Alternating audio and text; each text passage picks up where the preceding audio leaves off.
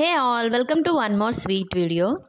రేపు సండే కదా, మంచి జ్యూసీ చికెన్ కర్రీ ఎలా చేయాలో ఒక మసాలా రెసిపీ చెప్పేనా. ఫస్ట్ చూపిస్తున్నట్టుగా 4 ఐటమ్స్ని తీసుకొని వాటితో పాటుగా ఫ్రైడ్ ఆనియన్స్ని కూడా మిక్సీలో వేసుకోండి.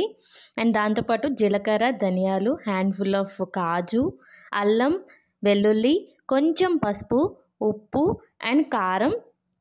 వీటితో పాటుగా కొంచెం గరం మసాలా, కొత్తిమీర అండ్ పుదీనా, కొంచెం వాటర్ వేసుకొని మెత్తగా పేస్ట్ లాగా చేసుకోండి. వాటర్ తక్కువ వేసుకుంటే పేస్ట్ గట్టిగా అవుతుంది ఇలాగా.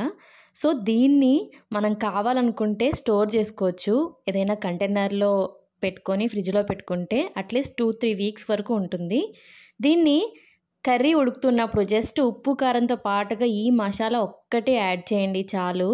జ్యూసీ చికెన్ కర్రీ రెడీ అయిపోతుంది. చికెన్ కర్రీకే కాదు, ఏ కర్రీకైనా మంచి గ్రేవీ రావాలి అంటే ఇలా మసాలా ట్రై చేసి చూడండి, తప్పకుండా నచ్చుతుంది.